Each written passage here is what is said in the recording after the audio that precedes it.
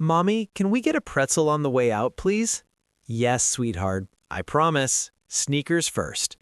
I never imagined that a simple Friday afternoon at Westfield Mall would become the day I almost stopped breathing in front of my daughter. My name is Maya Thompson. I work as a receptionist at a dental office, and money is always tight. My daughter, Lily, had been begging me all week for new sneakers. Her old pair were worn thin at the soles. I'd finally scraped together enough from my paycheck to take her shopping. She walked beside me, bouncing with excitement, her tiny hand wrapped around mine. As we passed the food court, she kept pointing at the pretzel stand. "On the way out?" she asked again. "On the way out," I smiled. And then I saw him. Marcus Reed, my ex-husband. He wasn't supposed to be there. The restraining order clearly stated he had to stay 500 feet away from me and Lily. But there he was, pushing through the crowd. That look on his face, the same look he used to get before things turned violent. Lily saw him too. Her fingers tightened around mine. "Mommy," she whispered. I tried to turn us around, tried to move fast without making it obvious, but he was already closing the distance. People around us were laughing, shopping, living normal lives. Nobody knew what was about to happen. Nobody ever does. "Maya!" His voice sliced through the noise. "Don't you walk away from me!" I kept walking. He grabbed my arm and spun me so hard I nearly fell. The smell of alcohol hit me instantly. "Not here," I pleaded. "Please, not in front of Lily." "You think you can just take my daughter and disappear?" He spat. "You think you're better than me?" Before I could answer, his hand wrapped around my throat. The pressure was immediate, terrifying. My purse hit the floor. I clawed at his fingers, trying to breathe, but no air came. The edges of my vision blurred. People were shouting now, but no one moved. They never move. They just record. "Daddy, stop!" Lily cried. She dropped to her knees on the mall floor, pressing her hands together like she was praying. "Please don't hurt Mommy. Please, Daddy, stop." He didn't even look at her. His eyes stayed locked on mine. Rage, and something worse. Satisfaction. "You're nothing without me," he hissed. "You hear me? Nothing." I couldn't breathe. My daughter was sobbing, and he didn't care. The man who stepped forward. Then I saw him, standing about 15 feet away, tall, impeccably dressed in a dark, tailored suit that screamed money and power. But it wasn't the suit that caught my attention. It was his eyes. Cold, calculating, controlled. He raised his hands slowly and began removing his rings one by one. Deliberate, measured, like he was preparing for something. I didn't understand it then. I was seconds away from passing out. But Lily would later tell me, "That's when I stopped being scared, Mommy. I knew someone was going to help." He moved so fast I barely saw it. One second he was across the walkway, the next, his hand clamped down on Marcus's wrist, hard. "Let her go."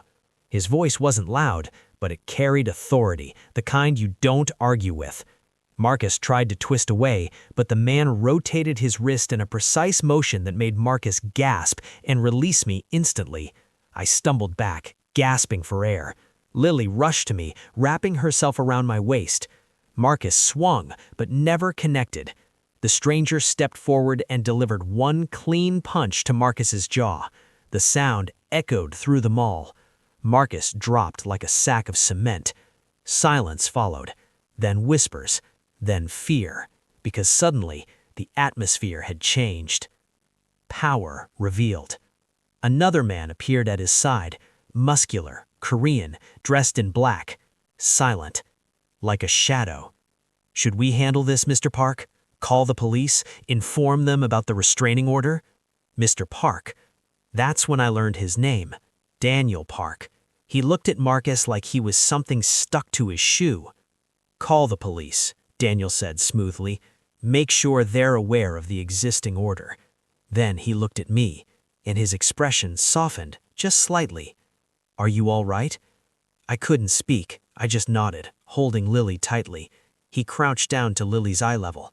You were very brave, she was. Your mother is lucky to have you. Lily sniffled and nodded.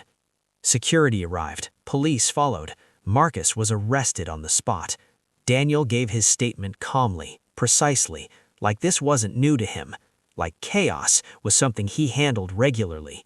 He walked us to my car. You don't need to thank me, he said when I tried, but you do need to be careful. Men like him don't stop. I have a restraining order, I said weakly. A piece of paper won't protect you. He handed me a business card. Simple, elegant, just his name and a private number. If he comes near you again, Daniel said, call me. We sat in the car for a long time after he left. Lily climbed into my lap like she used to when she was smaller. Is Daddy coming back? She whispered. No, I said, though I didn't know if it was true. Not anymore. But I had a strange feeling that with Daniel Park in the picture, things were about to change completely. When Lily finally fell asleep that night, I sat at my kitchen table staring at the business card. Daniel Park. No title, no company name, just a number. My older sister, Vanessa, came over as soon as she heard what happened. The moment she saw the bruises forming around my neck, her face went pale. He grabbed you in public? She whispered. I nodded. And Lily? She saw everything. Vanessa pulled me into a tight hug. Oh my God. Then I showed her the card. I don't know who he is, I admitted, but he saved us. Vanessa stared at the name for a long moment. You don't know who Daniel Park is? Should I? She pulled out her phone and started searching. The color drained from her face.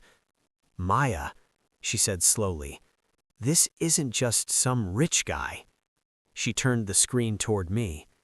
Headline after headline. Luxury hotel magnate, owner of high-end restaurants across 3 states, investor in tech startups, philanthropist, and then other articles. Alleged connections to organized networks associated with high-profile figures under federal investigation. Influence in both business and underground circles. He's connected, Vanessa said carefully, like seriously connected. I swallowed. He saved my life. I know. I'm just saying, men like that don't get involved in random situations. If he stepped in, he meant to. That thought sat heavy in my chest. The call from jail. The next day at work, my boss noticed the bruises.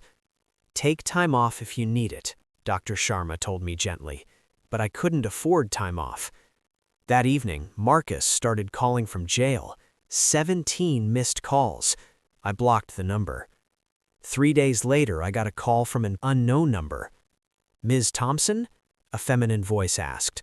I'm calling on behalf of Mr. Park. He wanted to confirm you and your daughter are safe. My heart skipped. We're safe, I said quietly. He also wanted you to know your ex-husband has been denied bail. Charges were escalated due to witness testimony and security footage. Security footage. Of course, the mall cameras. Mr. Park ensured the district attorney's office prioritized it.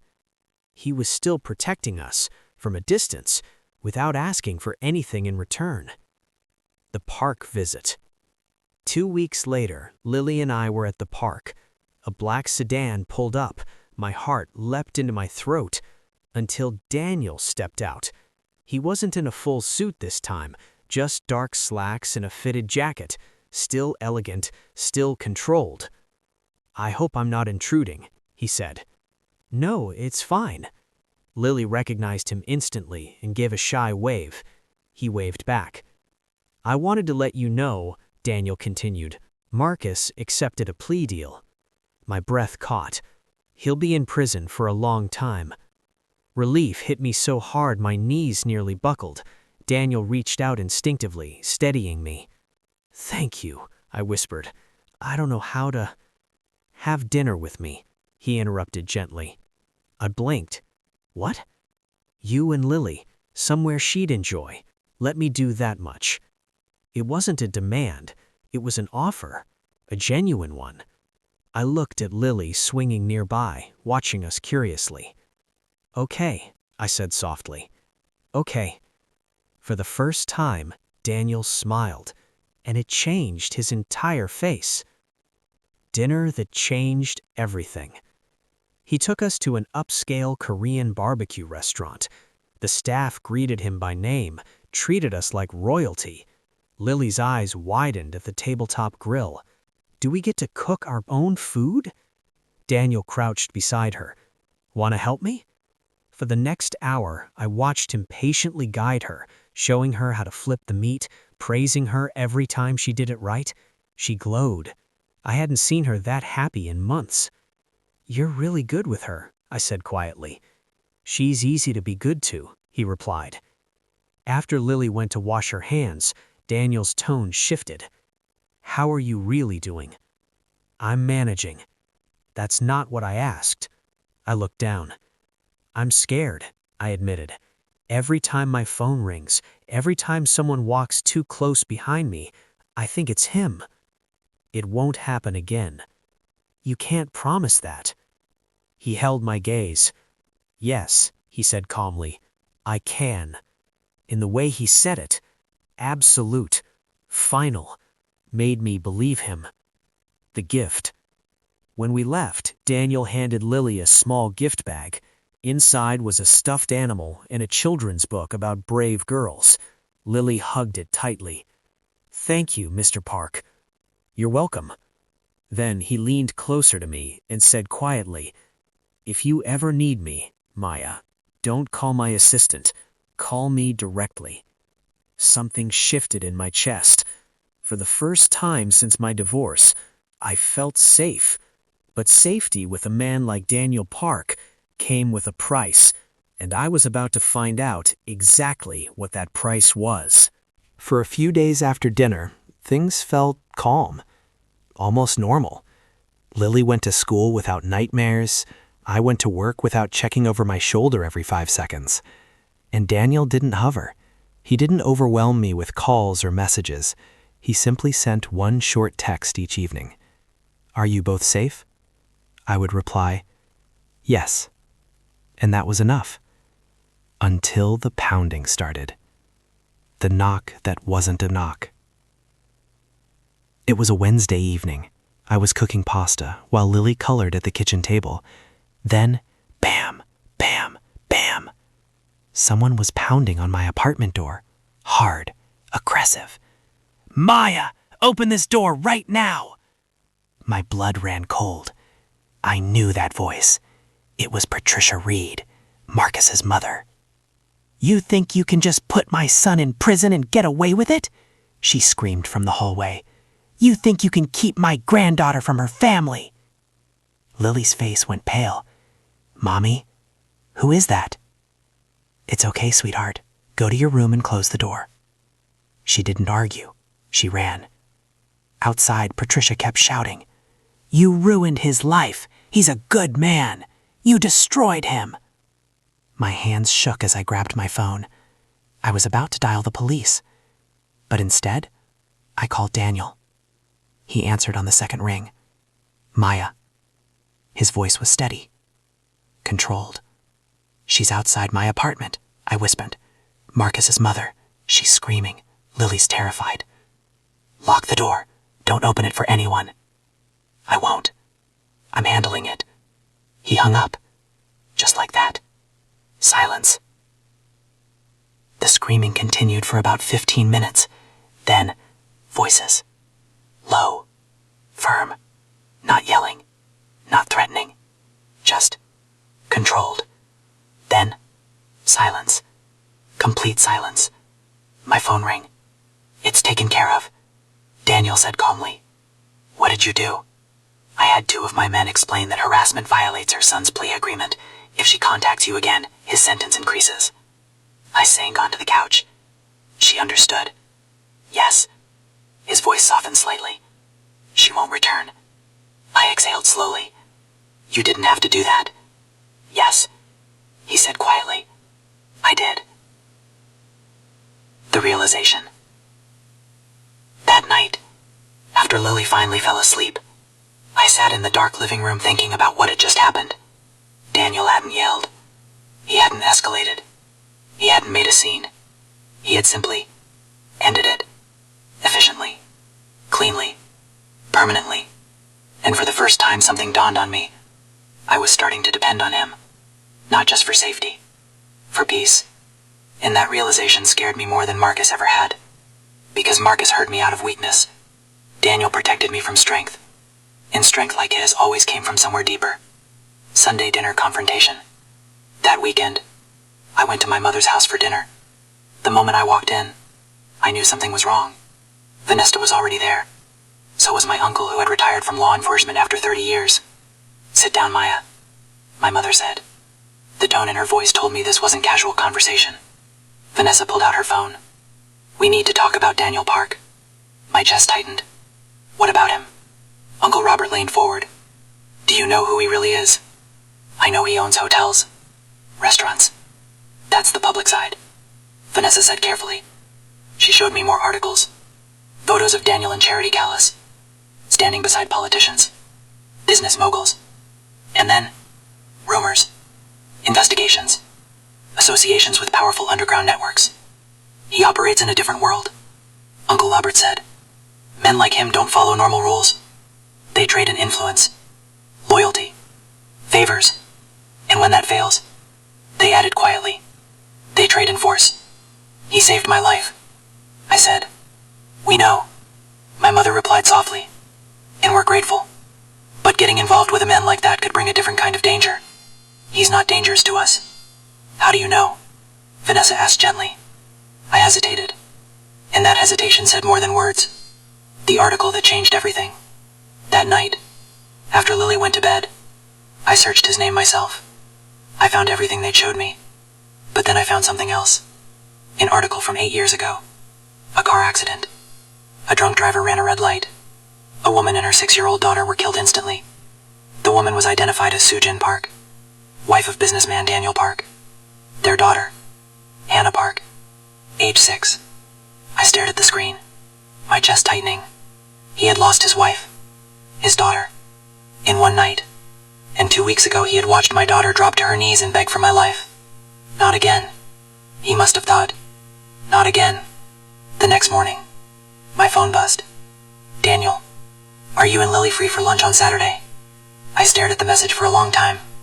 Then I typed, "Yes," because no matter what my family feared, I needed to understand the man who had stepped into my life like a storm, and quietly rebuilt it piece by piece. Saturday came faster than I expected.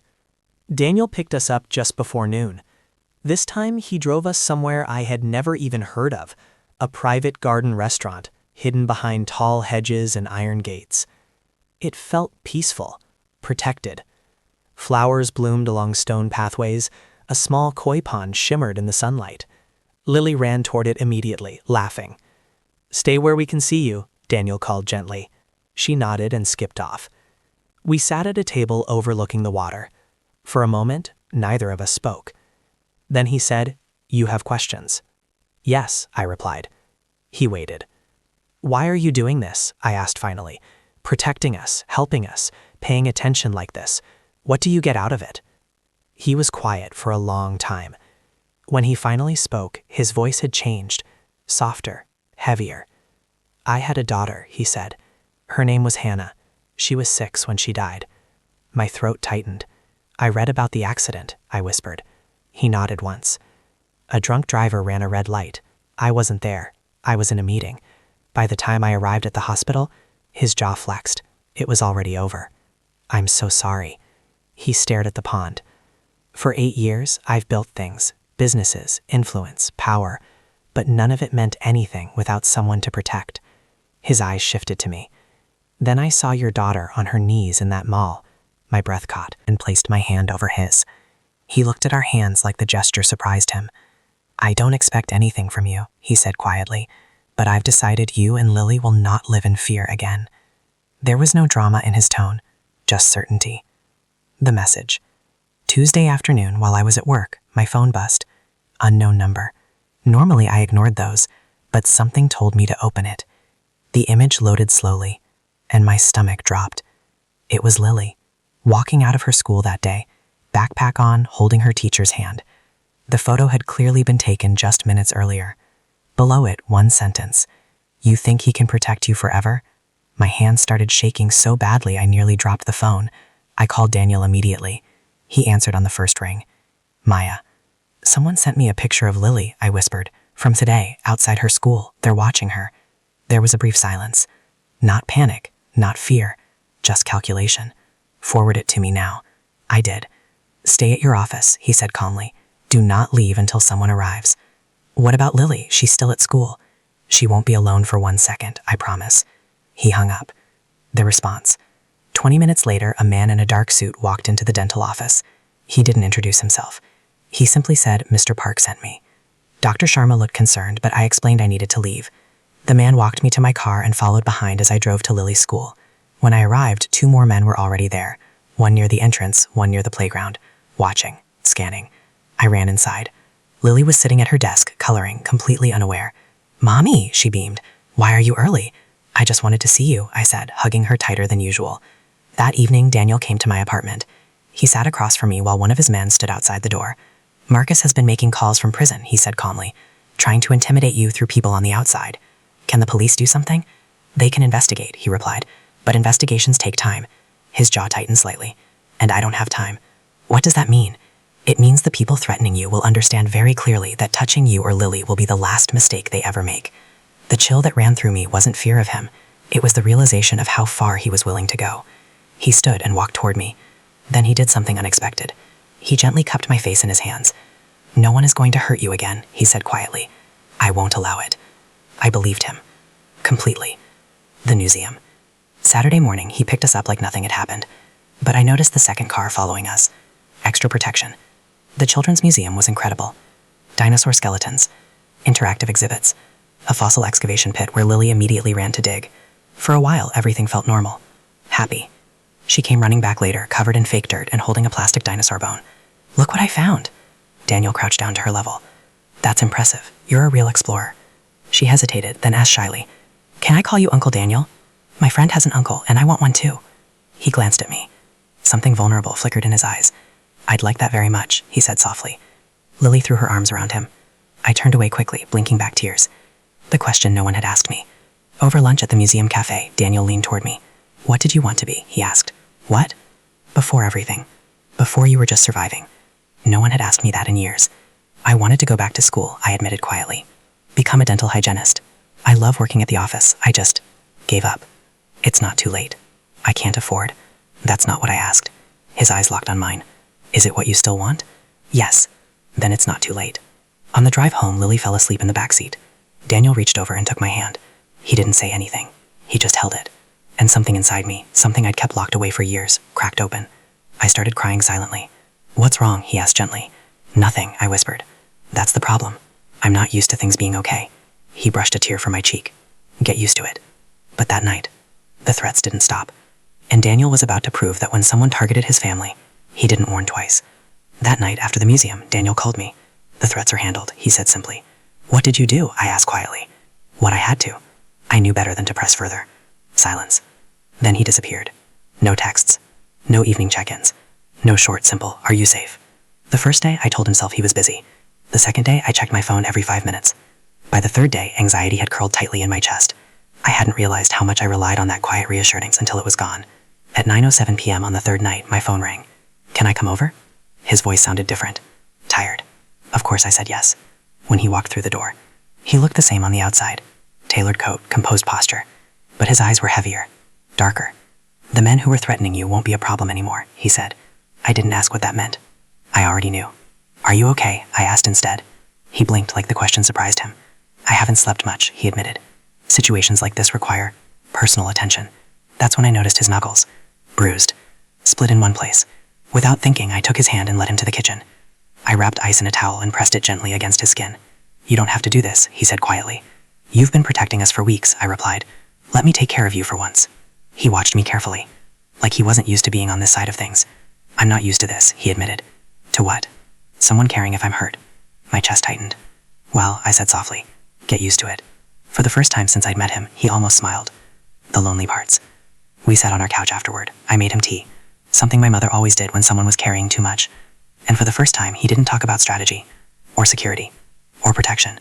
He talked about loneliness, how he'd built an empire after losing his wife and daughter, pouring every ounce of grief into power and control, how protection had become his only purpose. I learned to bury everything, he said quietly. It's easier that way.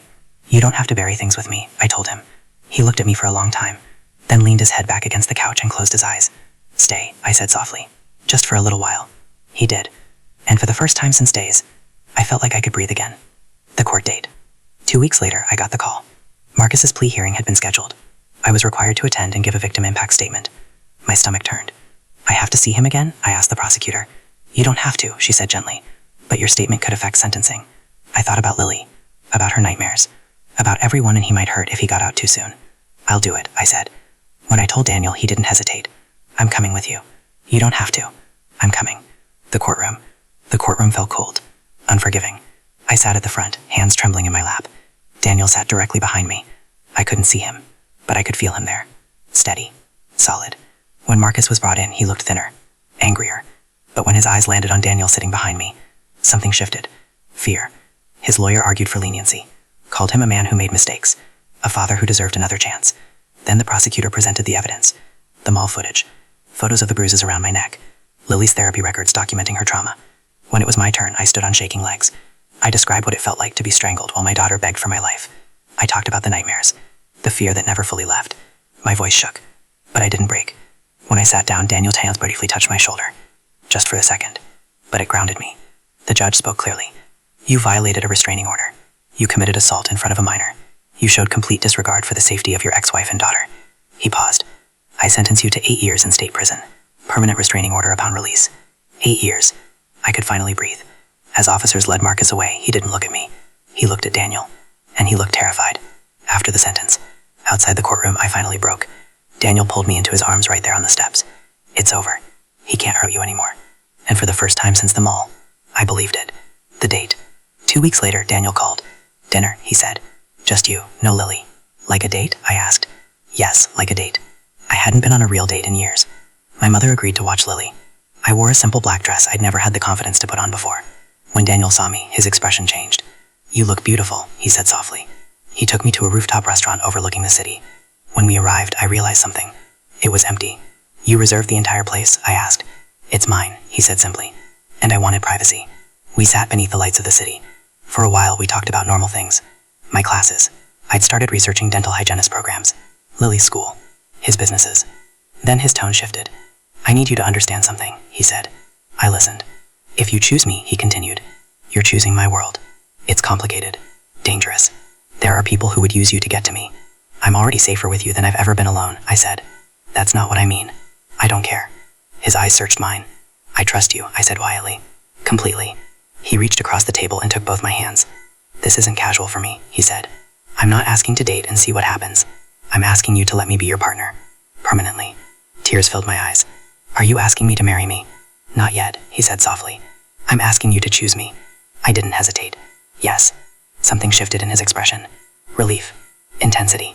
He stood, pulled me gently to my feet, and kissed me. Not rushed.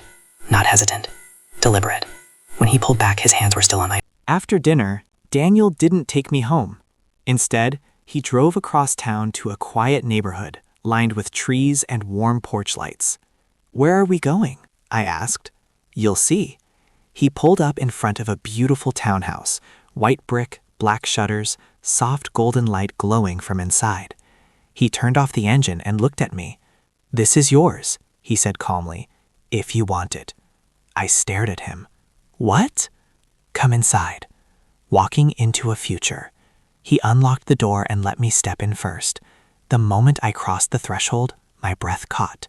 Hardwood floors, large windows, a living room that felt warm and safe, a kitchen with real counter space I'd never had before. It didn't feel staged. It felt lived in, designed. Daniel, I don't understand. Let me show you. Upstairs, there were 3 bedrooms. The first was clearly meant for me. Soft, neutral colors, a large bed, a reading chair by the window. The second room stopped me cold. It was decorated in Lily's favorite colors, shelves already filled with children's books, a desk for homework, stuffed animals carefully arranged on the bed. "How did you know all this?" I whispered. "I pay attention," he replied simply. Then he opened the third door, a home office, desk, computer, filing cabinet, and on the desk, a folder. My hands trembled as I opened it. Inside was an official acceptance letter to a dental hygienist certification program. Full tuition. Paid. I turned to him, tears already streaming down my face. "You did this? I want you to build the life you gave up," he said. "Not just survive. Thrive.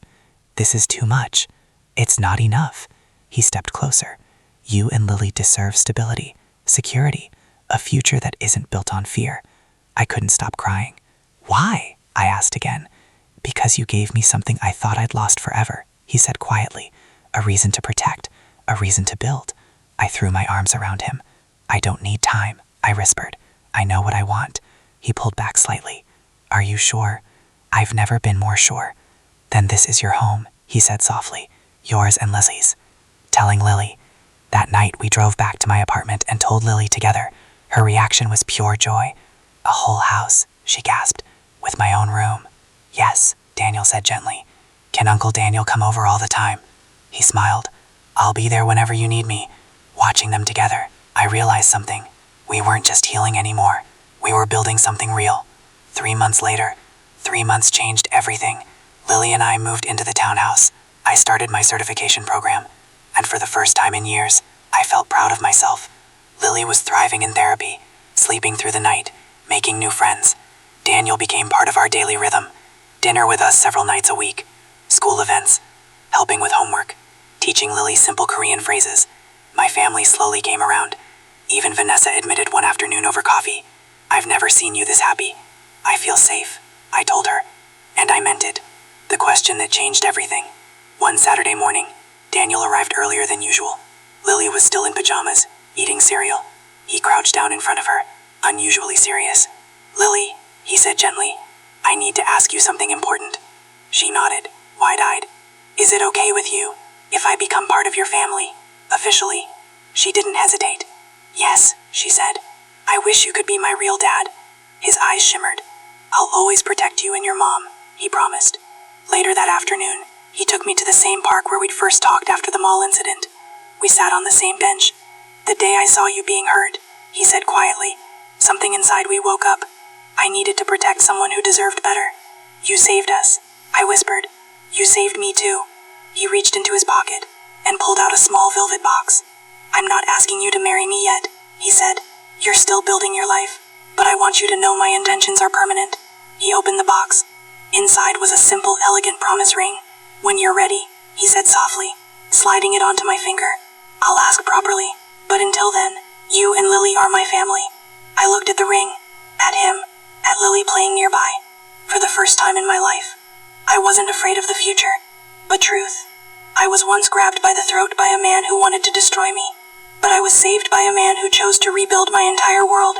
And this time, protection didn't feel like control. It felt like consistency.